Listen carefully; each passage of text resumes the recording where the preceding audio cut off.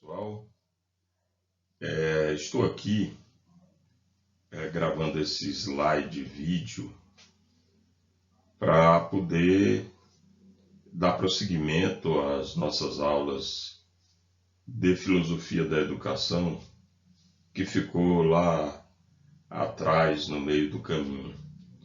E essa pandemia, né, ela faz com que a gente tenha que se reinventar e eu particularmente estou tentando me reinventar como professor, tentando passar para vocês algo sobre esse assunto tão importante que é a filosofia da educação para a formação de vocês, né, futuros professores de matemática. E eu estou colocando o assunto, né, que vocês terão que estudar. E aqui nesse vídeo eu vou tentar falar alguma coisa, né, mas vocês vão aprofundar isso lá no livro que eu vou postar lá no Google Sala de Aula.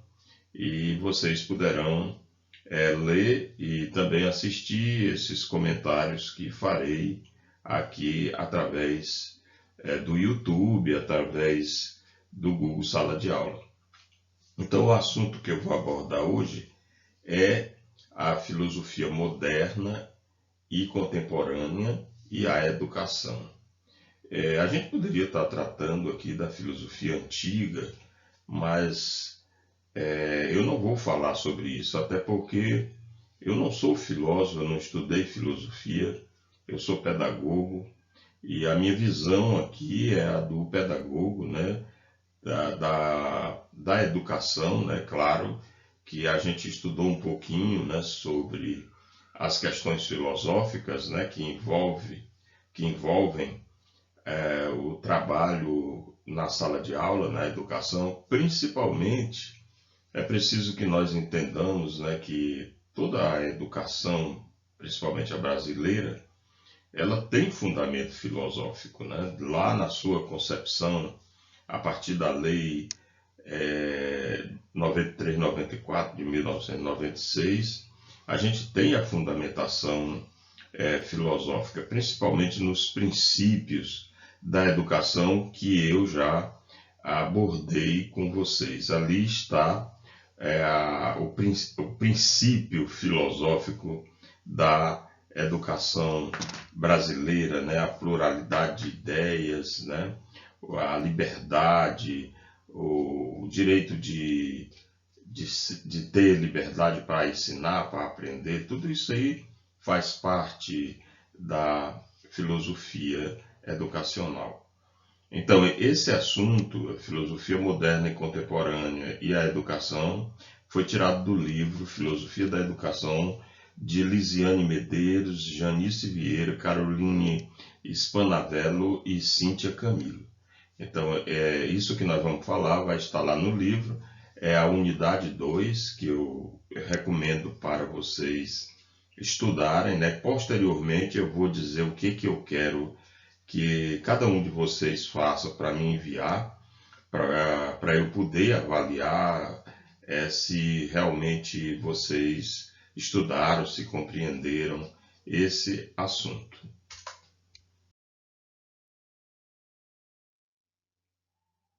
Pois bem, então nós vamos começar falando um pouco, né, sobre o papel, sobre a importância da filosofia da educação para o trabalho didático-pedagógico. Sempre a gente, quando fala na filosofia da educação, a gente lembra sempre que é o pensar educação, né? O pensamento que a gente tem, a reflexão que nós temos que fazer sobre educação. Então, na filosofia da educação, as nossas reflexões, elas têm que girar em torno de processos e de sistemas educativos, né? A educação é um processo e existem os sistemas educativos que seguramente precisam estar embasados numa filosofia. E essa filosofia é a filosofia direcionada à educação. Existe também, na filosofia da educação, a compreensão de métodos didáticos e cujos temas, né, vão envolver o ato de educar. O ato de educar é fundamental, né, para que a gente possa implementar uma aprendizagem, né? A educação, ela supõe aprendizagem. Não existe educação sem aprendizagem. Então, o foco é a aprendizagem. E essa aprendizagem na escola é a do aluno. É claro que também tem a aprendizagem do professor, né? Nós somos alunos e professores, né? Então, há uma inter-relação entre alunos e professores que o fazem aprendizes. A filosofia e a educação, elas existem desde os primórdios, no começo das primeiras civilizações. Sempre o ser humano, né, pensou e aprendeu, né? Porque a aprendizagem é o que nos diferencia dos outros animais, né? Então isso é uma coisa humana. A aprendizagem é algo humano, porque a aprendizagem faz as pessoas amadurecerem, crescerem, evoluírem, ter experiência. E isso, acompanhado da filosofia, é muito importante. Portanto, a filosofia é uma forma de pensar e refletir. Isso aquilo é filosofia. Nesse sentido, todos os seres humanos têm essa capacidade, que é a capacidade de pensar e de refletir sobre a realidade, sobre aquilo que acontece no nosso entorno. E até fora disso, né? A gente pensa a sociedade, a gente reflete sobre os acontecimentos sociais, sobre as ações humanas, sobre essas coisas que acontecem com as pessoas. E a educação é uma forma, como eu já falei, de aprendizagem, né? Educação implica aprendizagem. Educação é ato de aprender. Como o ser humano é um ser de aprendizagem, a educação está dentro do ser humano, né? Uma coisa inata ao ser humano, né? Ela nasce no ser humano, a proporção que o ser humano vai se desenvolvendo, é claro que ele vai aprendendo. Agora, o que acontece? Acontece que a escola, né, ela foi criada para que haja uma formalização dessa aprendizagem, para que a gente aprenda aquilo que é necessário para que a gente possa viver. Então, essa aprendizagem escolar, ela é fundamental porque ela vai fazer com que você se certifique de alguma coisa. É por isso que vem a questão da certificação quando a gente tem estudos mais.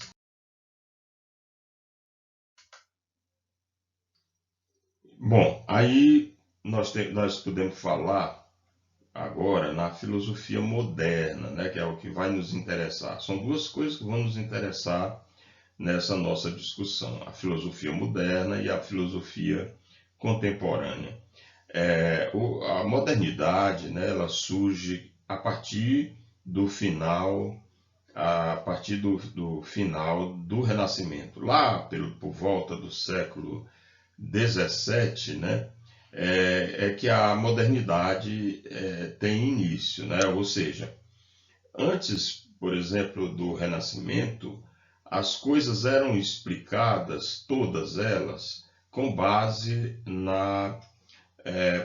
em Deus, né? O Deus era o centro de tudo, era uma visão teocêntrica de tudo. Com o Renascimento, o homem passou a ser o senhor de si mesmo, ele passou a ser o centro, que é a visão antropocêntrica. Essa visão, ela ela toma corpo com a modernidade. Então a modernidade vai valorizar as ações humanas, o próprio ser humano sendo o senhor para resolver suas próprias questões. E a educação, a educação escolar, ela nasce aí, né, basicamente, né, como uma escola formal, o surgimento de várias metodologias, vários escritos, né, mostrando, aí vem Comênio, Jean-Jacques Rousseau, a enciclopédia, né, lá na França, né, o surgimento do conhecimento, quando se arrumam a, todas as, todos os fazeres, os saberes humanos num conjunto de livros, né, isso foi fundamental para que surgisse uma nova visão das coisas.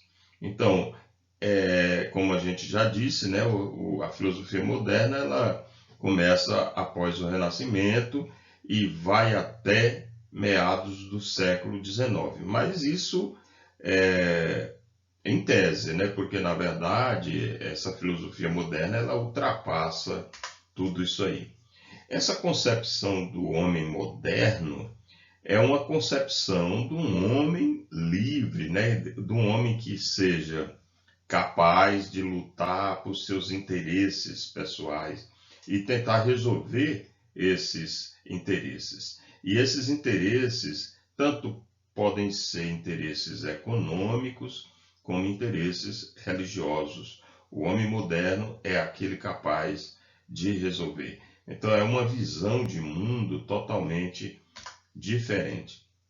Nesse contexto da modernidade que surge já no século XX, né, a escola de Frankfurt.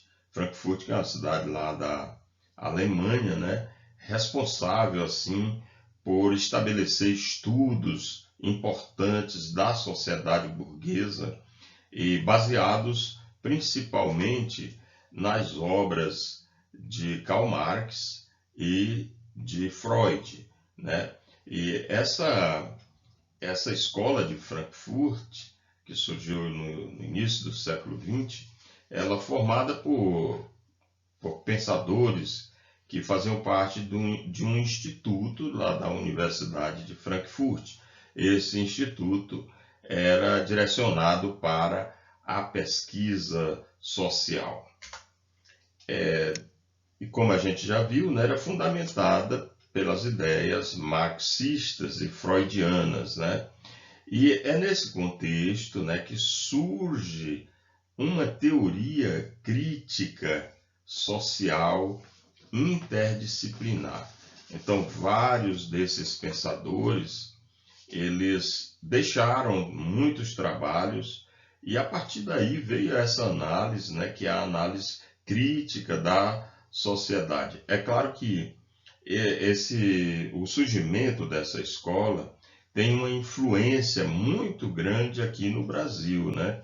Inclusive tem um professor, que hoje ele já está aposentado, chamado José Carlos Libânio, que trabalhou muito a concepção educacional a partir das ideias da escola de Frankfurt, principalmente a teoria crítica, né? Ele é um dos ardorosos defensores, né, da teoria pedagógica crítico-social, né, baseado nessas ideias da escola de Frankfurt, que na verdade são ideias baseadas na sociedade, na análise da sociedade, principalmente realizada por Karl Marx em O Capital, né, que é a sua obra principal.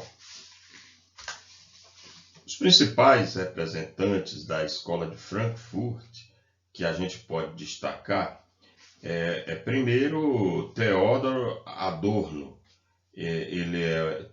Todos esses autores que eu vou falar aqui, eles são alemães. O Theodor Adorno é um dos principais, né?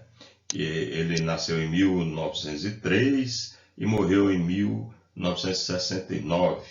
E ele deixou alguns livros importantes, né? A teoria estética, a dialética negativa, a indústria cultural e sociedade, como vocês podem ver.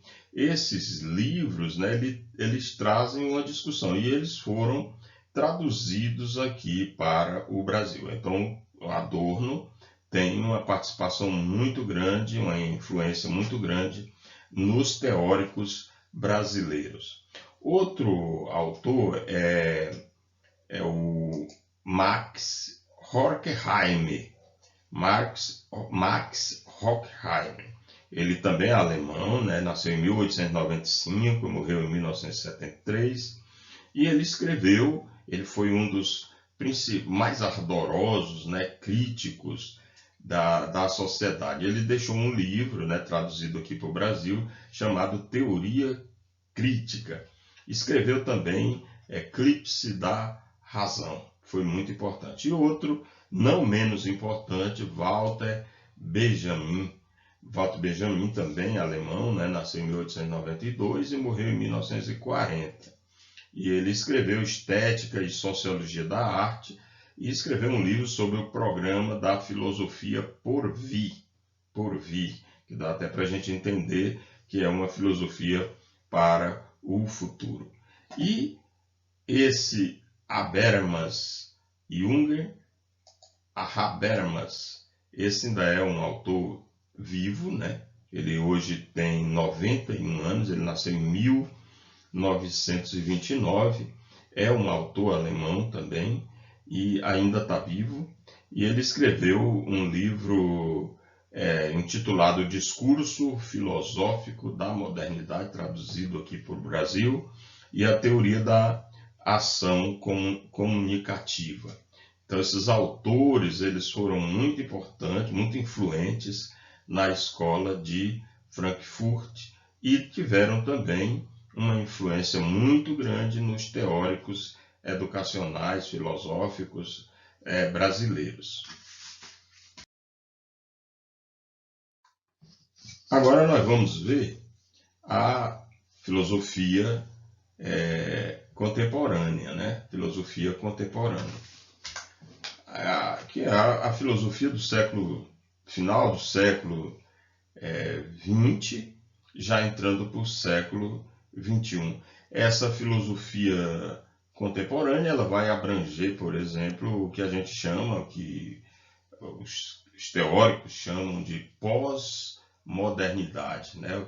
Que hoje é o que a gente vê hoje, que é uma visão mais, vamos dizer assim, ecológica, né? Uma visão mais, vamos dizer, uma visão geral, né? Uma visão holística da sociedade, a sociedade como um todo, não como uma coisa isolada. E ela começa a se desenvolver assim lá no princípio do século, no final do século XVIII, depois da Revolução Francesa. Todo mundo sabe, né? Quem estuda sabe que a Revolução Francesa ela foi fundamental para fomentar o surgimento de grandes cabeças pensantes, de filósofos, né, importantes, né, que pregaram, que escreveram muito sobre a liberdade, né? Então ela surgiu aí. E ela tem continuidade, né, no século XIX, século XX, aí vai passando para o século XXI. No século XXI, como a gente já falou, aí hoje, que é o que nós discutimos hoje, é a discussão da filosofia pós-moderna, né, da pós-modernidade, né, que é, na verdade, uma filosofia conhecida como filosofia da complexidade, né? O mundo não é visto como um caso isolado, mas como algo complexo que precisa ser desvendado. E quem é que surge nessa complexidade toda como o principal expoente, a principal voz dessa época? A principal voz é o filósofo Edgar Morin. E pasmem, né? Edgar Morin tem 99 anos. Ele nasceu em 1921. É um dos autores mais, vamos dizer assim, convidados, né, para participar como das discussões sobre educação, sobre essa educação diferente. E no Brasil tem um livro do Edgar Morin que é francês, né? Ele é francês, e tem um livro dele que é muito, mas muito conhecido aqui no Brasil, que são, e no mundo todo, né? Que são os 7 saberes necessários para a educação do futuro. Esse livro é muito estudado. Se vocês tiverem uma oportunidade de adquirir esse livro para vocês lerem, vocês vão ver a importância desse livro. Os 7 saberes necessários, eu vou rapidamente aqui enumerar, depois vocês podem confirmar quando vocês estiverem lendo o livro. O primeiro deles é o conhecimento. O segundo é o conhecimento pertinente, ou seja, o conhecimento útil. O outro é a identidade humana. O outro, que seria o quarto saber, é a compreensão humana. O quinto saber é a incerteza do mundo, né? O sexto é a condição planetária. E o sétimo é uma natureza ética, antropoética, né? Como ele mesmo define. Então, esse autor vale muito a pena a gente ler. Mas, assim, eu estou falando isso aqui, vocês vão ver isso aí no texto, né? Que eu vou colocar para vocês, que eu vou pedir para vocês lerem e posteriormente fazerem uma resenha sobre esse assunto que é fundamental, muito importante para que vocês compreendam a influência desses pensadores na educação brasileira, ok? Então, um abraço a todos e foi muito bom reencontrar vocês mesmo virtualmente. Espero que vocês entrem na plataforma, né, no Google Sala de Aula, mandem mensagem para mim, né, que eu estarei aqui para responder às indagações de vocês, o que vocês quiserem perguntar, certo? Então, um abraço a todos e até o próximo vídeo.